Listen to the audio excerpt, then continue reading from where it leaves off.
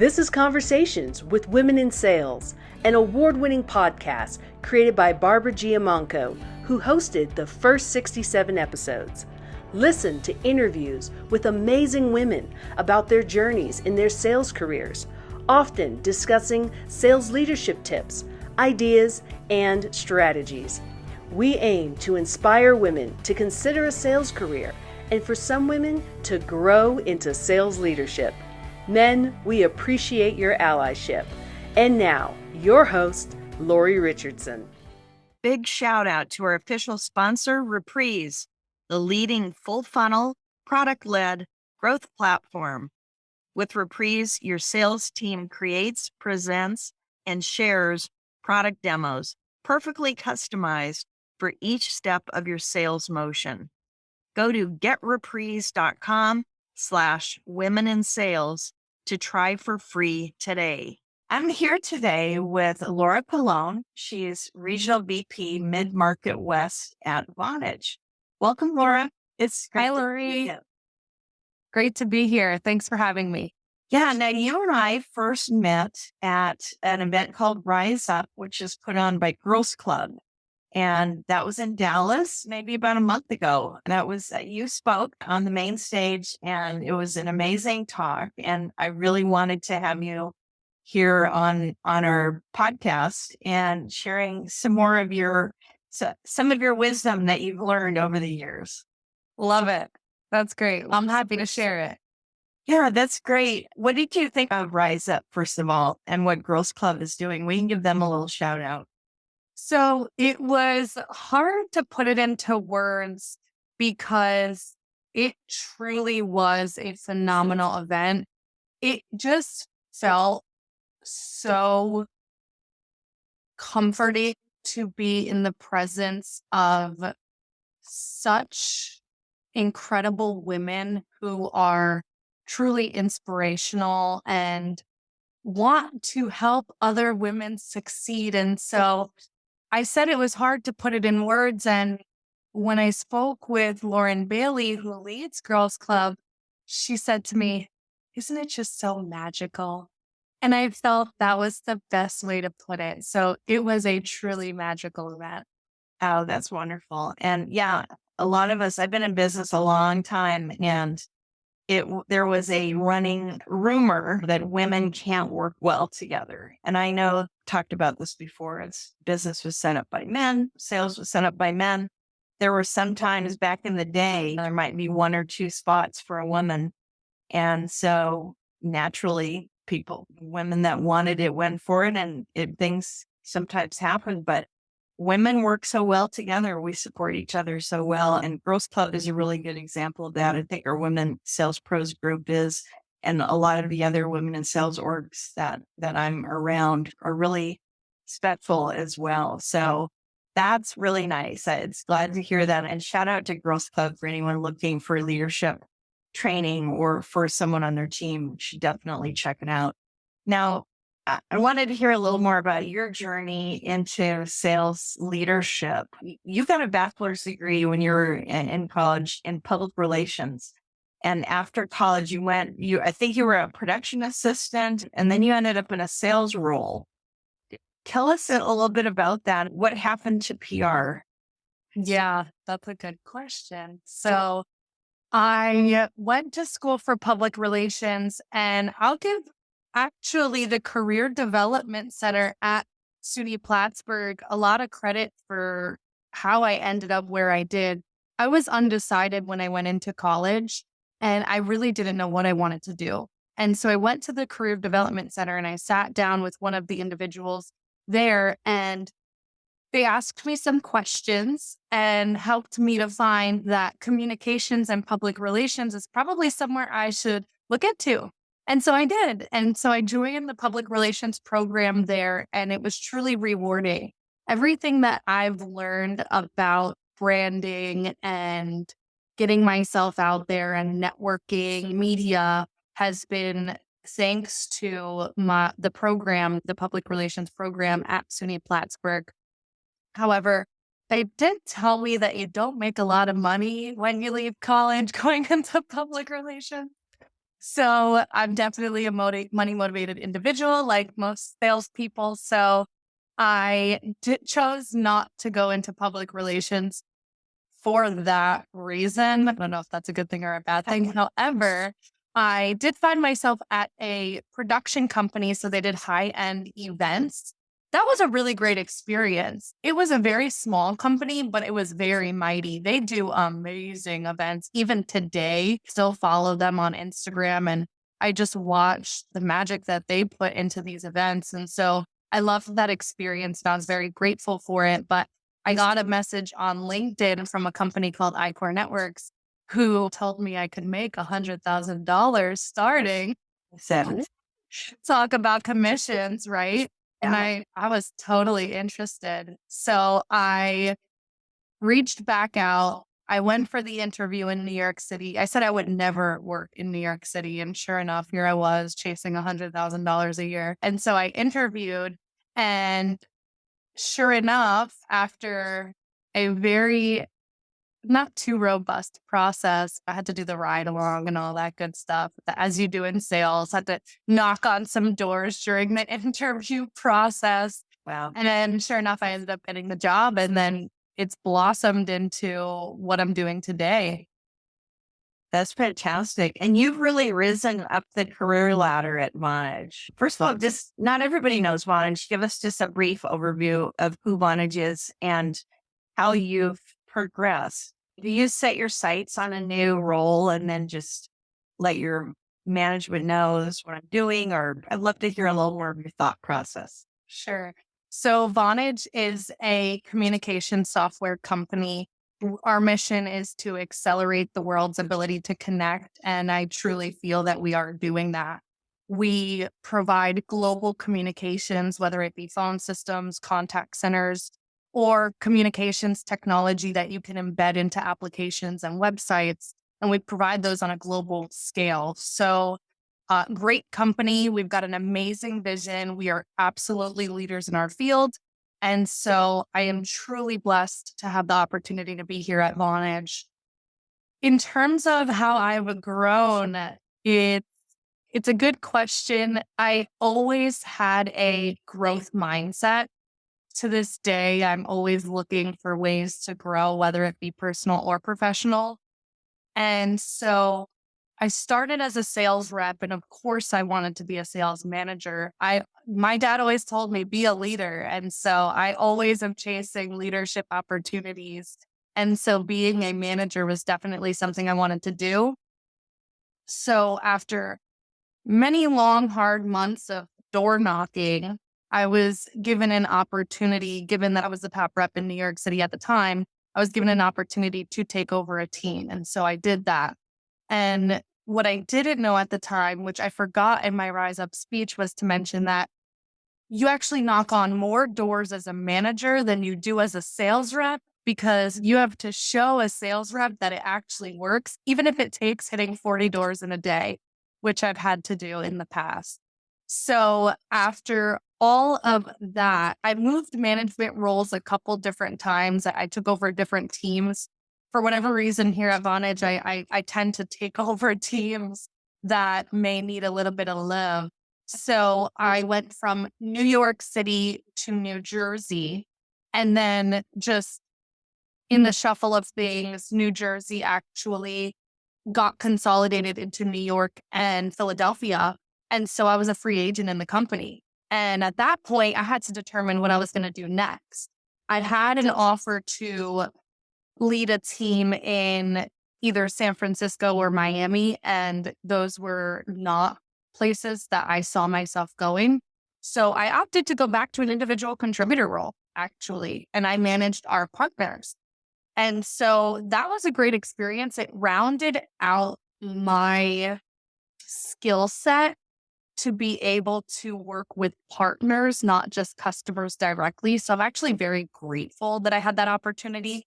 And then sure enough, about 10 months into that individual contributor role, I got a call from one of my bosses who asked me to move to Southern California to take over the Southern California team. So we did that. And I'm very grateful that I had that opportunity as well, because growing up, everyone always thinks like California, I would love to move to California.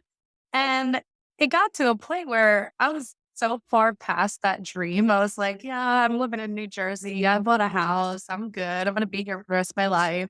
Yeah. And then I get a call like, hey, I need you to move to Southern California. And I was like, I don't know. But you don't grow without getting uncomfortable. And I was in a position where I could do that. So I took it. I said, all right, let's do it. And it's been very rewarding for me. So I started with Southern California. I was then given more territory. And so now I lead the entire West for Vonage. So I've got California, Utah, New Mexico, Nevada, Colorado, et cetera, et cetera. So I've got a very large territory now versus that small Southern California that I came in to manage. And how many reps? So right now I have 5 reps and I am hiring. So I'm looking for an additional person. So 6 reps in a pretty big territory. Yeah, that's a big territory. Yeah. That's great. I grew up in the West, then I moved to the East Coast, and it is very different. So I assume you settled into Southern California. That's it. Of all the places on the West Coast, that's definitely the place. Absolutely. I agree. Well, that's fantastic. So you must have had sponsors in the company who lobbied on your behalf when you were there. What did you work to develop a relationship with anyone that maybe was a level or two above you, or what's your theory in terms of reaching out to people around you to get to know you besides just your immediate boss? Because it seems, and I had many managers, had 23 managers in my sales career, that some will lobby on your behalf and others won't. Others lobby on their own behalf. And that's why your boss's boss needs to know who you are, what you do. And it's great to go horizontally if you can, right? Yeah, absolutely. So when I started, the company was small enough at the time because we were acquired. I started with Icorn, then we were acquired by Vonage. When I started, we were about 250 employees, maybe. So we all knew each other and we were in geographically separate areas, but our CEO did an all hands call every Wednesday and we were all on video and he would call us out. If you were selling, everyone knew you. If you weren't, everyone knew you. So it was a small company. We all knew each other. The CEO knew who I was because clearly I was selling. The chief sales officer I did my initial interview with, so he knew me. And sure enough, throughout that time, I found my way introducing myself to our head of legal, our head of HR, like everyone knew who I was. And then when we got acquired, I was lucky enough that I did take that role in New Jersey. So I was in headquarters. So I knew all of our C-levels and they all knew me. So we do happy hours and we had happy hour every Friday, which was totally fun. And then we did monthly events. We had holiday parties that were like a wedding without the wedding. Like we had a ton of fun and I got the opportunity to meet our CEO, our CFO, our CO, our CHRO. I will shout out the CHRO, Sue Quackenbush, who even reached out to me and gave me an opportunity to just have lunch with her. And she was the one who first helped me to realize that mentors and sponsors were important. I said, how did you get into the role that you are in? And she said, you've got to have somebody, on your behalf who is helping to get you there or talking to people about putting you there. And I just didn't know. You don't know these things going right. Corporate. No one teaches you about that. I think now it's a lot more out there in the world, but at the time with no social media and none of these podcasts, like no one knew this stuff. Like this is all new. And so, I think my being local was definitely an advantage, and having the opportunity to meet these people was definitely an advantage because they knew who I was. They knew I could do the job. And I'll say it wasn't always rainbows and butterflies for me. I wasn't always totally successful, but people knew I had the capability. And so it was nice to have people that would help me to rise up above when I wasn't necessarily at my best. Yeah. Is telecom still a male majority world? I would say yes, especially in sales. What I will say is like from a observation perspective, going from East Coast to West Coast, I do notice more women in the West Coast roles, which is interesting. But on the East Coast, yeah, it was a lot of men. Because then I worked in the channel. So I worked with agents and people who resold telecommunications services through all the providers. And a lot of the time, it was a lot of men on the East Coast. Now on the West Coast, there's a lot of women that I know that are in the channel and that are in telecommunications. So that's just an observation. I can't say it's very scientific, but I can say that I've noticed that. Yeah, it was a telecom company that I was working with on the East Coast that inspired me to start Women Sales Pros, because I walked into a meeting with managers and there were, I don't know, there were about 100 people in the room and there were four or five women. And those are manager level selling telecom services. So anyway, it was eye-opening to me. That was in 2015. And that's when I started Women Sales Pros. So that's when I started at iCore. So that's great. That's great. So what advice do you have for is this a good industry to be in, and can they rise into leadership? Yeah, it's a great industry to be in. I think right now is an interesting time. I am totally biased, but I always say that if I wasn't at the company that I'm at today, I probably wouldn't be at another company in our industry, just given kind of the current economic climate. There are definitely a lot of layoffs at some of the other companies that I'm seeing in the industry. And I am so blessed that our company has been pretty resilient through this time. So yeah, I think it's just an interesting time in general in the marketplace.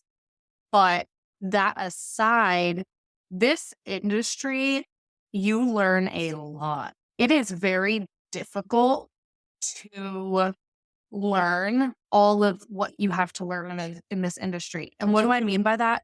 When you're selling in communications, you have to understand the history. You have to understand all the systems that used to be out there. You have to understand what's right now, and you have to understand what's coming next. Communication has greatly evolved. There's so many different ways that you can communicate now, whether it be WhatsApp, whether it be web chat, whether it be Slack, Teams, Zoom, right? There's all these different capabilities. And so you have to understand all of that when you're going in to sell a customer to tell them why we can do it all. They don't need any of those other applications. So you must have a good onboarding program, I would imagine. Yeah. That's great. That's great. So any final tips for women in the industry, or maybe considering applying at Vonage or somewhere else for a sales role? My advice is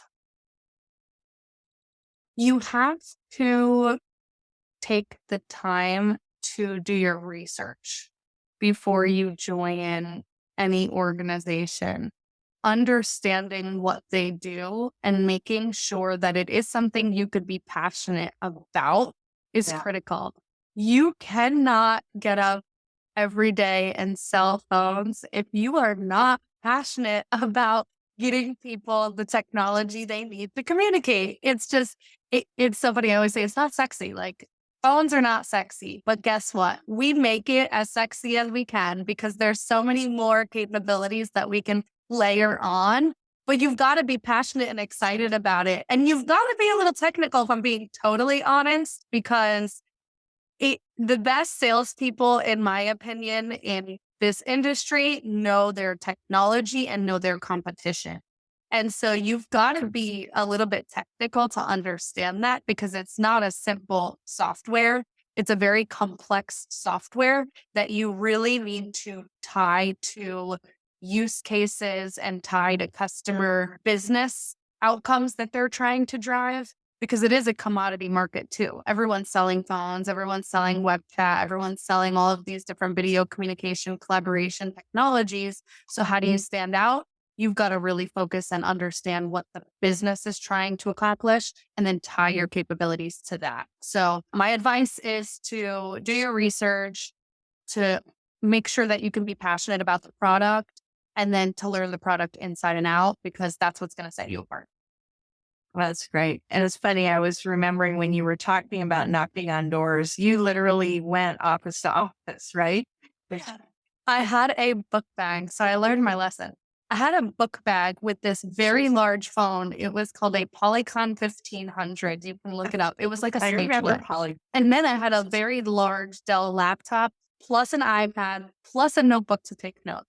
After a few weeks, my back hurt so bad, I had to get a rolly bag. a rolly bag. I would go office to office with my rolly bag and my LauraColon 1500 selling phones. Yeah, I remember when I was in Seattle, I had a zip code as a territory. It was one tall building it used to be called the Columbia Tower Building. And that was my territory, right? That building. And some of us would get kicked out, all sorts of things. So people would just have to call on the phone. It's so different actually going door to door. So honestly, making calls, I would even argue, is a little bit more, it's definitely more difficult, because when you're in front of them, it's harder for them to say no. They have to answer you, right? Yeah, they can't just hang up. That's true. Oh, that's great. It's been so great to have you on, Laura. LauraColon, Regional VP Mid-Market West at Vonage. They're hiring. We will be watching your journey and continue to watch you rise. And thank you so much for being here and inspiring some of our listeners. Thank you, Lori. Thank you again for having me.